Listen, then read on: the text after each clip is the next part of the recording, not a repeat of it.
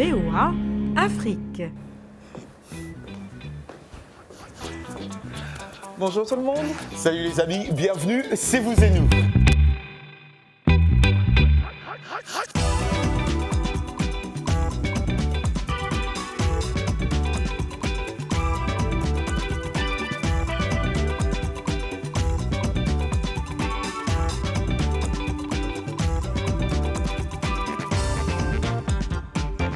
Et aujourd'hui, dans Vous et nous, il sera question de bodybuilding social. Ça se passe en Afrique du Sud. Et aussi de football et de réfugiés. Et ça, c'est ici, aux États-Unis. Oui, Anna, mais nous parlerons aussi mode, vêtements et bijoux à Goma en RDC et basket aux États-Unis. L'Anglais Express sera au rendez-vous, ainsi que On dit quoi? On y parlera d'allaitement. Aïe, aïe, aïe. Mais voilà, c'est l'événement que tous les amoureux de basket attendent, SneakerCon. Après avoir posé ses valises dans plusieurs États des États-Unis, SneakerCon s'installe à Washington, un week-end pour le plus grand plaisir des amateurs de chaussures de sport et plus généralement de la mode urbaine. L'occasion pour les sneaker addicts de flâner dans les stands des marques, des leaders sur le marché, à l'image d'Adidas, Nike ou encore Puma. Un reportage signé Trésor Matondo, ici Morgane Guériac.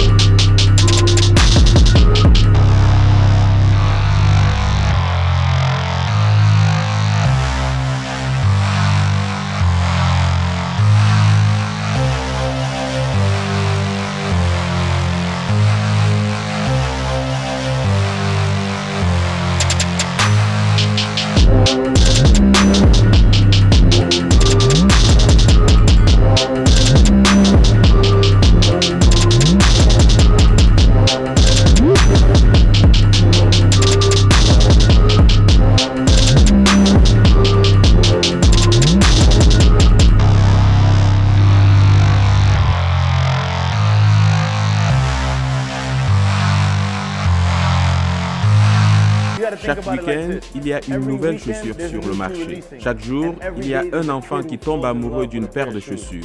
Donc, les possibilités sont illimitées. La foire au basket de SneakerCon attire surtout des Américains branchés, mais aussi des curieux. Quoi qu'il en soit, toutes les générations et couleurs s'y retrouvent, qu'ils viennent vendre, acheter ou échanger, le refrain est le même, just do it.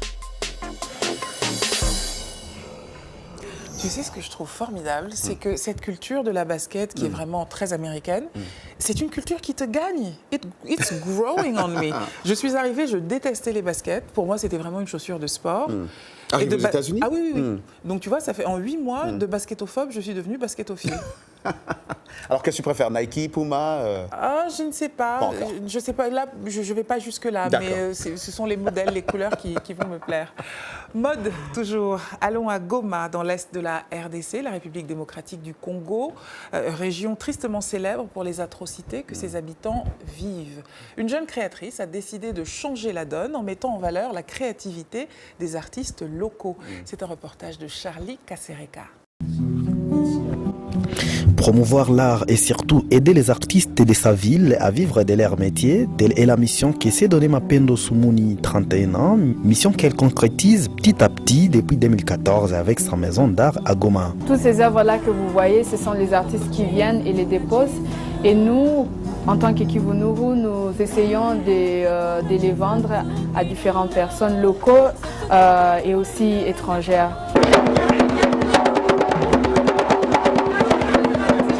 Passionné des modes, responsable de la maison Kivunuru veut maintenant professionnaliser la mannequinat dans sa ville touristique de Goma.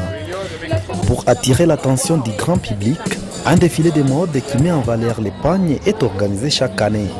Accessoires et tenues, tout fait en wax africain est présenté devant un public de tous les âges.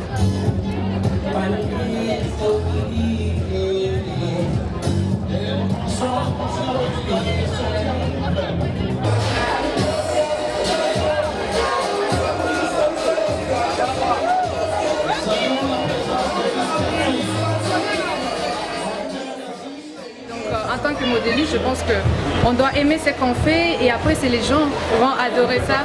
Et donc, ce que j'aime bien, c'est le fait d'être entouré avec des artistes qui, chaque jour, me surprennent avec des nouvelles créations.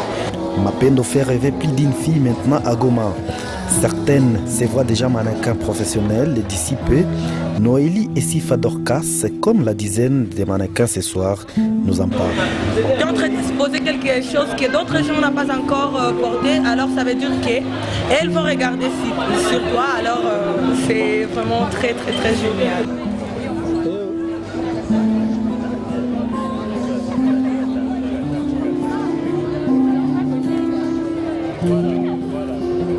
On va faire 2 tours. Premier tour, c'est des accessoires. Et deuxième tour, ce sont les modèles. C'est présenter la pagne, ça présente l'Afrique, je peux dire. C'est un plaisir.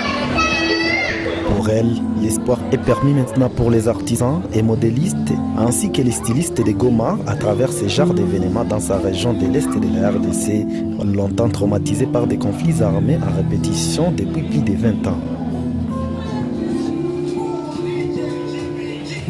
Je ne pense pas que le contexte de guerre doit nous définir et définir ce que nous devons faire. Au contraire, nous devons aller de l'avant, montrer aux autres qu'à part la guerre, il y a quand même des gens qui essaient de vivre.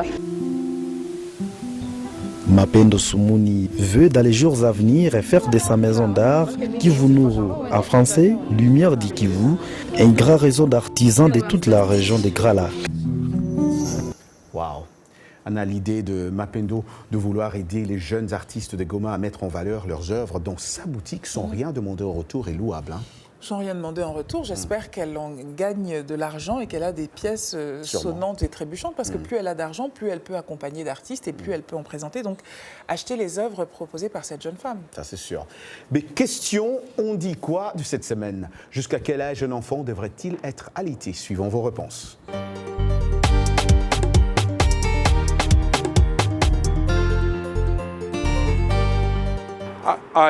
Je crois qu'on peut arrêter d'allaiter un bébé après 2 ans. Entre 0 et 2 ans, c'est un bon âge pour qu'un enfant arrête de téter. 1 an, 6 mois.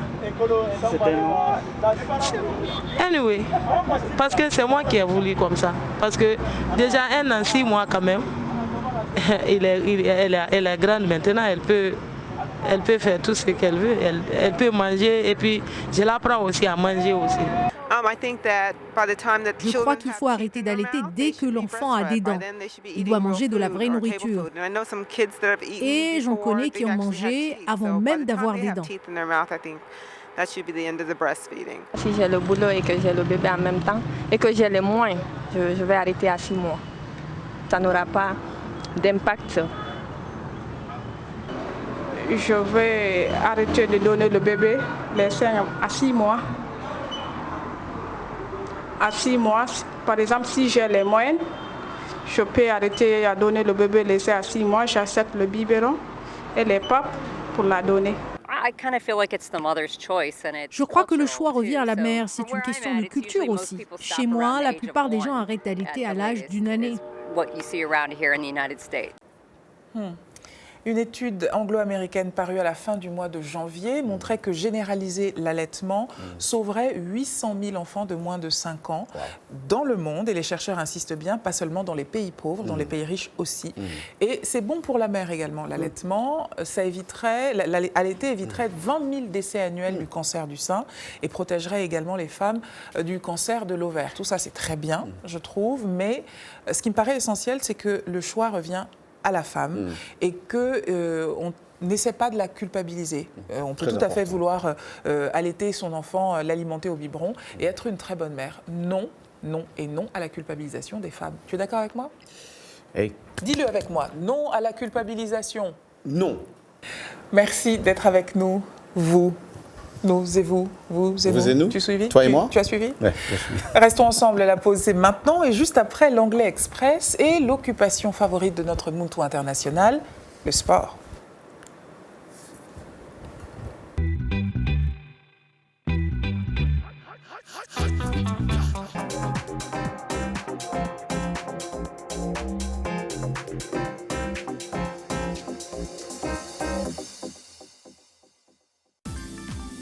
La VOA sur votre portable avec l'application Mobile Streamer. Écoutez nos programmes n'importe où, quand vous le voulez. C'est gratuit avec Internet. L'application est disponible sur iPhone ou Android.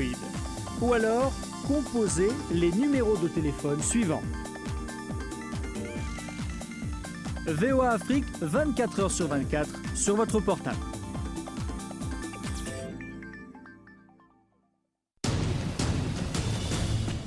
En plus de nos programmes sur FM et ondes courtes, La Voix de l'Amérique est en votre compagnie 24 h sur 24 sur Internet. N'Djamena, d'une trentaine de représentants d'un syndicat d'étudiants. Notez notre nouvelle adresse voaafrique.com.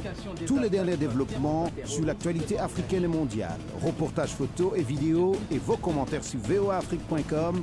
À tout de suite. Washington Forum, le décryptage hebdomadaire de l'actualité et des sujets qui vous touchent dans votre vie quotidienne. Débat en profondeur, interactif, aller au-delà de la nouvelle. Une perspective à partir de Washington sur des questions importantes. De Kinshasa à Abidjan via d'autres capitales mondiales. Washington Forum. Washington Forum. Depuis Washington jusqu'à chez vous, en passant par d'autres parties de la planète, Washington Forum, votre rendez-vous sur la VOA.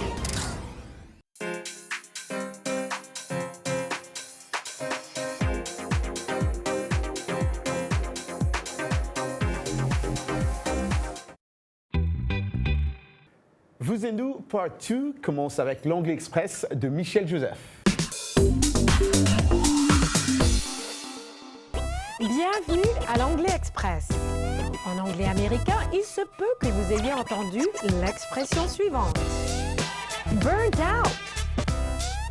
Est-ce que cela veut dire qu'on a mis le feu à quelque chose et que cette chose n'existe plus? Ou bien, est-ce que cela pourrait dire être totalement épuisé?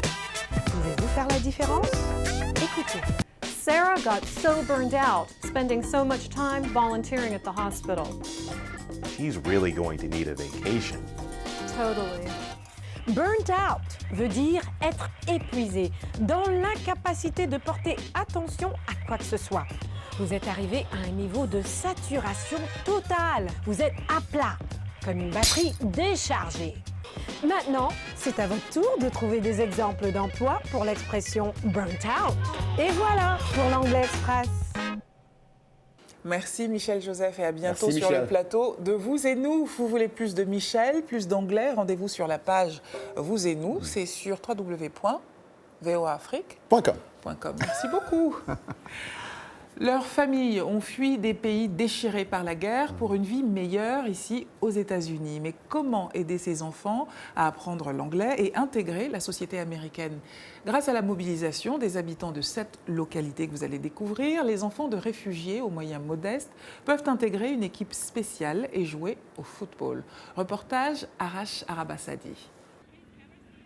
Par une chaude soirée dans le sud-ouest américain, une douzaine d'enfants arrivent sur le terrain. Le club de foot chrétien du nord de Phoenix, il est plein de jeunes gens dont les familles ont fui aux États-Unis en quête d'une vie meilleure. J'adore cet endroit. Je peux y faire de meilleures études et jouer au foot sans craindre de coups de feu. Sa famille est arrivée en Arizona après avoir échappé à la persécution en Birmanie. Nous sommes tous de pays différents, nous apprenons des uns des autres. Pour Zara, qui vient du Gabon, le périple américain a commencé après qu'elle ait perdu son père, malade, en 2009. Alors ma mère m'a dit que nous sommes venus aux États-Unis parce qu'il y a beaucoup d'opportunités ici. Et pourtant, Win, comme Zara, disent que la transition n'a pas été facile. En cours, quand je rencontre de nouveaux camarades, au premier abord, ils ne sont pas très respectueux envers moi. L'anglais n'étant pas ma langue maternelle, la communication a été très difficile. Et c'est là que le club de football entre en jeu. Jamais nous ne refusons un enfant, jamais nous lui refusons de jouer parce qu'il ne peut pas acquitter les frais. Le club prête aux enfants des chaussures et paie leur inscription, qui revient à environ $30,000 par an, payé par le président du club et quelques donateurs. Si nous n'allons pas les chercher, ils ne viennent pas jusqu'ici. Nous le faisons bien volontiers. Sans le système de ramassage, nombre de ces enfants ne pourraient pas pratiquer cette activité, dont ils disent eux-mêmes qu'elle structure leur vie. Ce club de foot est très important pour moi. Il m'a permis de m'adapter à mon nouvel environnement. Leur temps au club est limité. La limite d'âge est de 18 ans pour la plupart des joueurs. Mais les valeurs du sport, telles que le développement du lien social et le travail d'équipe, accompagneront certainement ces footballeurs nés à l'étranger dans leur nouvelle vie de joueurs américains.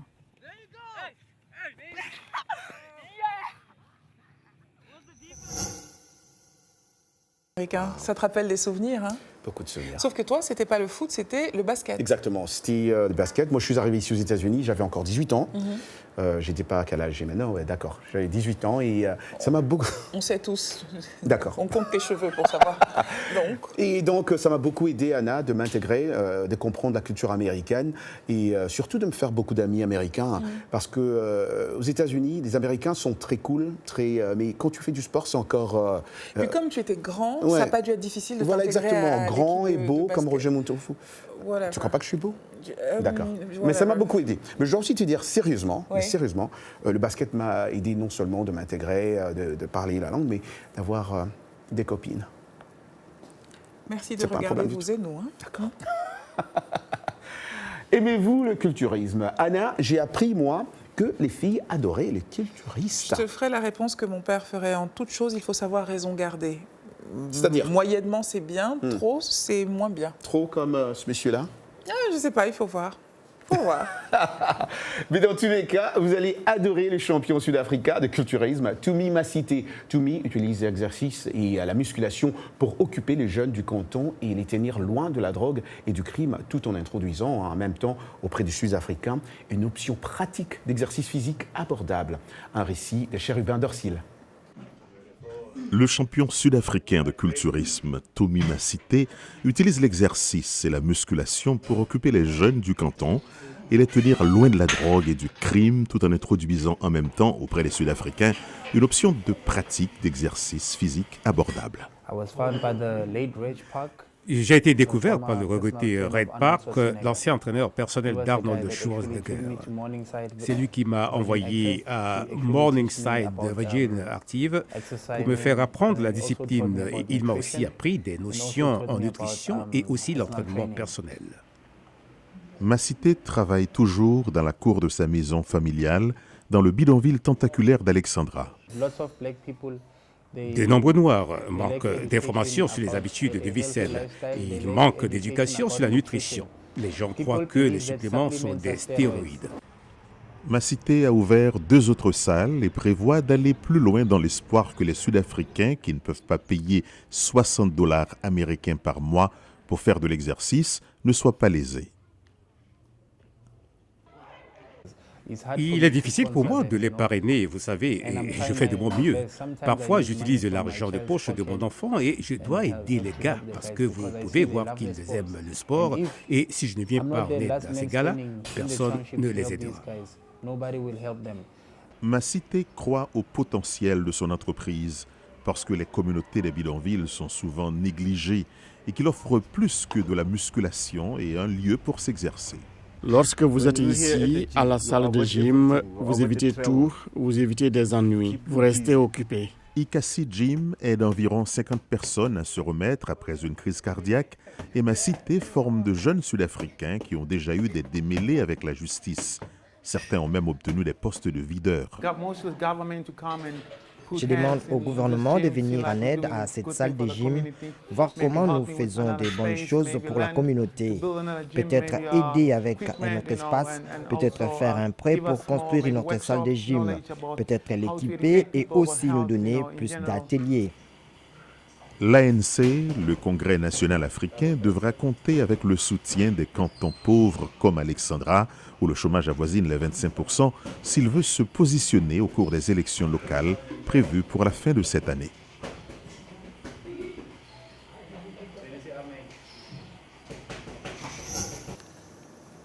Alors moi j'ai une question pratique, Roger. Comment font ces beaux jeunes hommes pour plier les bras, enfiler des chemises, attacher leurs lacets? Ils sont tellement musclés, tout mouvement doit être difficile, non? Tu sais, c'est comme moi. Plus tu me poses la question à moi? Non, pas à toi, non. D'accord. Excuse-moi, je t'ai dérangé. Plus sérieusement, pour aborder ces questions du sport et de leur importance dans la société, nous avons fait appel à un historien et sociologue du sport qui, lui, vit à Strasbourg. Il s'appelle Agé Lomo. Bonjour. Bonjour. Bonjour. Merci d'être avec nous. C'est un honneur et un plaisir. Alors, dites-nous, vous avez vu que dans ces deux reportages, il est question de sport, alors aussi bien aux États-Unis qu'en Afrique du Sud, et de sport qui offre en fait plus que du sport. Qu'est-ce que le sociologue que vous êtes, et spécialisé dans le sport d'ailleurs, en pense ? Alors, dans les deux cas, effectivement, on va retrouver ici ce qu'on appelle rapidement, pour aller vite, les fonctions sociales du sport. C'est-à-dire que le sport en tant que valeur d'intégration, le sport aussi en tant que valeur aussi de socialisation, c'est-à-dire que des individus qui sont différents, qui viennent d'horizons tout à fait variés, vont trouver dans le sport un moyen à la fois de pouvoir construire quelque chose ensemble, de construire des valeurs communes, et puis aussi à travers le rapport au corps, et ça va peut-être vous rappeler un peu des notions un peu qui viennent d'Afrique, la question c'est un rituel aussi, un rituel intéressant, à la fois dans le cas de ces jeunes qui sont aux États-Unis, c'est un rituel de passage, un rituel de passage qui leur permet d'être à la fois intégrés dans une société qu'ils ne connaissent pas, et puis aussi ça apporte aussi alors des vertus qu'on peut avoir aussi en dehors de la vertu récréative et ludique. Ça donne quand même aussi de manière très très forte une vision autre du rapport au corps. C'est-à-dire que des individus, par là, même s'ils sont dans des difficultés extrêmement importantes, mais c'est dans un contexte parfois hostile, vont essayer à travers l'activité physique et sportive se reconstruire. Ça leur permet voire de se dépasser.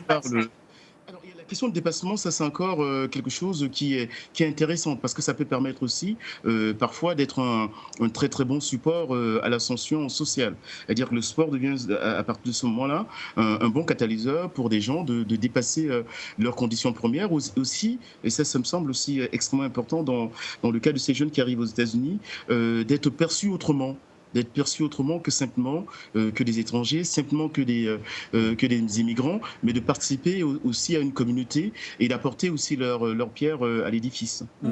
J'ai travaillé auprès des sportifs dans la préparation mentale ou psychologique ne doit pas être du tout facile. Quelles sont les difficultés que vous rencontrez dans ce métier ?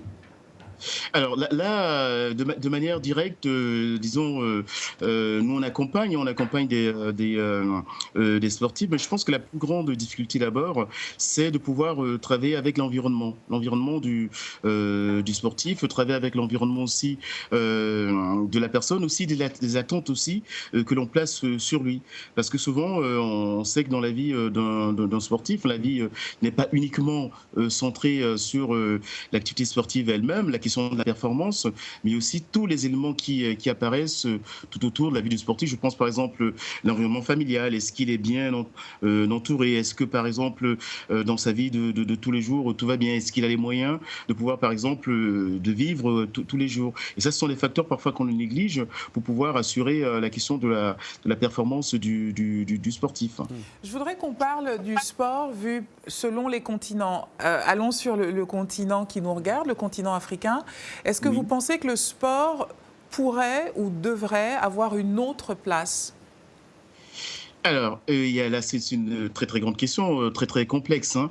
C'est que sur le continent africain, il faut voilà, on va pas refaire toute l'histoire. C'est que l'activité physique et sportive a initialement, lorsqu'elle a été introduite, ce qu'on appelle le sport de compétition, c'était quelque chose d'abord au tout début pour valoriser l'espace colonial, et pour valoriser le colon. Le sport a servi de ce levier-là, notamment que l'on prenne l'Afrique occidentale française, l'Afrique orientale française, que ce soit aussi dans le Commonwealth.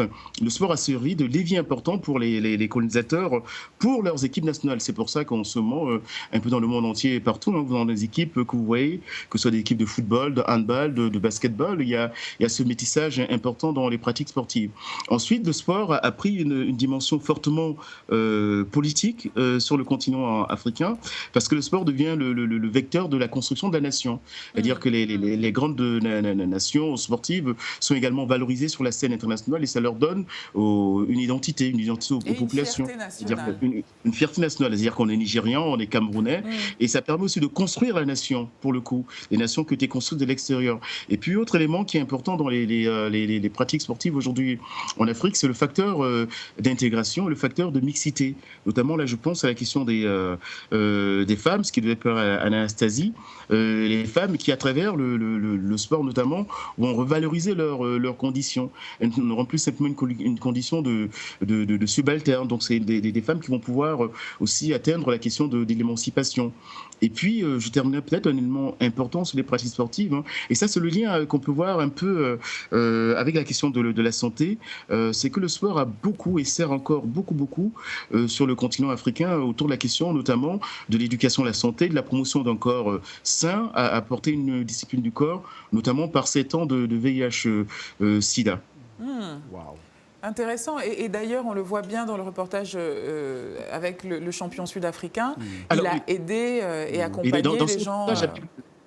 Oui, excusez-moi, parce que dans ce reportage Le Champion sud-africain, ce qui est très intéressant, c'est qu'ici, le sport sert vraiment c'est-à-dire que ce que Coubertin disait, la discipline du corps et la discipline de l'esprit, ça permet aussi en fait une discipline communautaire au sein de la communauté, l'émancipation des gens au sein d'une communauté.